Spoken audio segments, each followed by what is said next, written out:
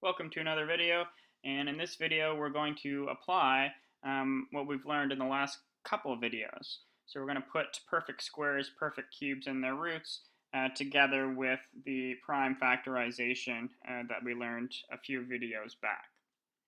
So to begin, we have an example. Number 1, it says determine the square root of 1,296. So in order to do this, what we're going to do, obviously we could put that into our calculator and find it pretty quickly, but let's just say that we didn't have a calculator, and we're going to work this out using prime factorization. So the first step for prime factorization, we have to break 1296 up into its prime factors. So I'm just going to go ahead and do that. You've learned how to do this process in previous videos.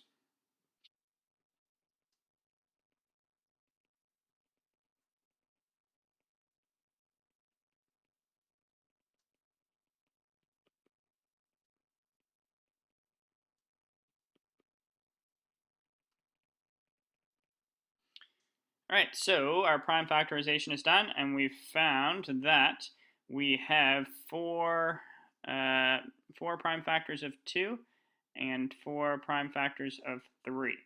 So 1296 is equal to 2 to the exponent 4 multiplied by 3 to the exponent 4. So now let's go back to our question. So in this question it says determine the square root of 1296. So if you remember, the square root of a number just means we're looking for a number that when we multiply by itself, it gives us 1296. If we think about that a little bit, basically what we need to do is we need to divide our prime factors that we found into 2 equal groups, because then our 2 equal groups will just equate to the same number that we multiply by each other to get 1296. So if we have 4 2's and we have 4 3's, in order to divide those prime factors into 2 equal groups, we just need 2 2's and 2 3's for each group. So that's what I'm going to write over here in this little diagram. So we put 2 2's on the left and 2 2's on the right, and then we have 4 3's. We do the same thing. We divide those up evenly. So we have 2 2's on the left and 2 2's on the right. We have 2 3's on the left and 2 3's on the right. 2 times 2 is 4. 4 times 3 is 12, and 12 times 3 is 36. So we get 36 multiplied by 36, which gives us our 1296. So the square root of 1296 is equal to 36, just like that, using prime factorization. All right, next example. So example 2, determine the cube root of 1728. In this one, we are going to do the exact same thing that we just did in the last one. There's only one slight difference. So at the end, in this one, we're finding the cube root. So the cube root means that we're looking for a number that when we multiply by itself 3 times, we get 1728. So instead of dividing it up into 2 equal groups at the end, we're going to divide it up into 3 equal groups at the end. So I'm just going to take a moment here, and I encourage you to pause the video as well and create the factor tree for 1728 to break it up into its prime factors.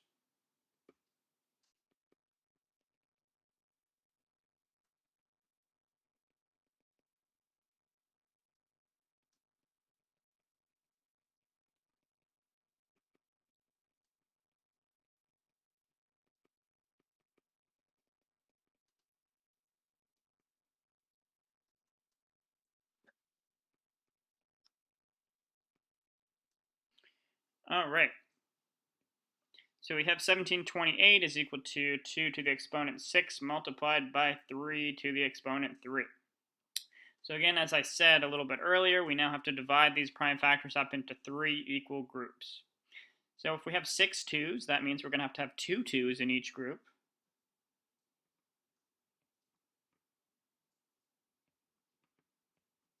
So there's the 2 2's, and then we have 3 3's, so we can only put 1 3 in each group.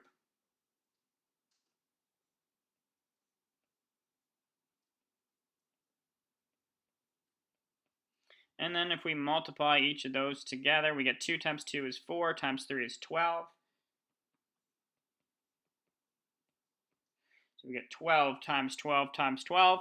And if you plug that into your calculator, you will get 1728. So we have just now determined that the cube root of 1728 using prime factorization is equal to 12. They don't specify any units in this one, so we'll just say that it's equal to 12.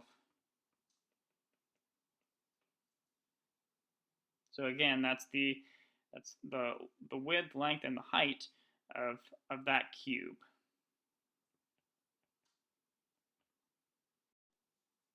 All right, so last example for this video, we have example number 3. A cube has a volume of 4,913 cubic inches. So this time we have a unit, and it asks us for the surface area of the cube.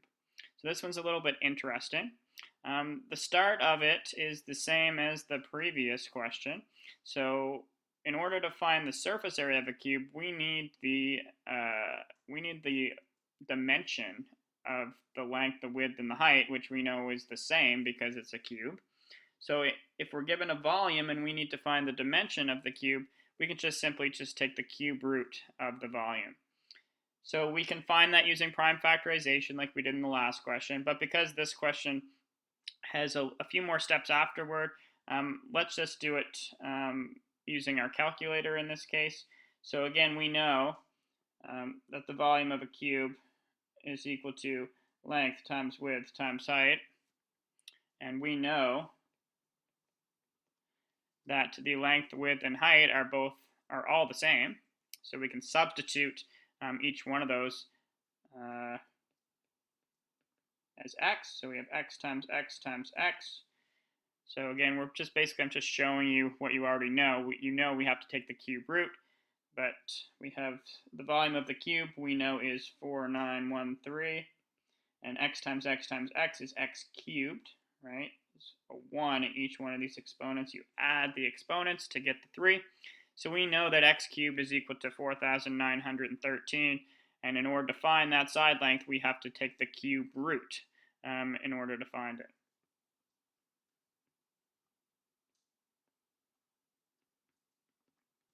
So by taking the cube root, that will give us the dimension, right, of this cube, which is the same, of course. So when you plug that into your calculator, you get 17, and again, that's 17 inches. We do have a unit in this case. All right, so now the second part of this question, it says, what's the surface area of the cube? So surface area is just the area of the surface of that cube. So basically, how many sides does a cube have? It has 6. So we need to find the area, or the surface area of one of those sides, and then multiply it by 6. So one of the sides is just going to be 17 by 17.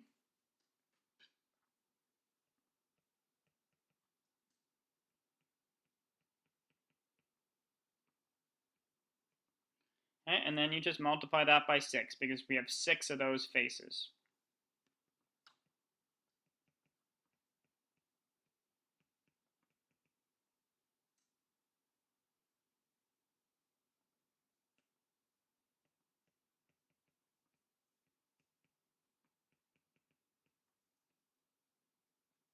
And when you do that, you get 1,734 square inches.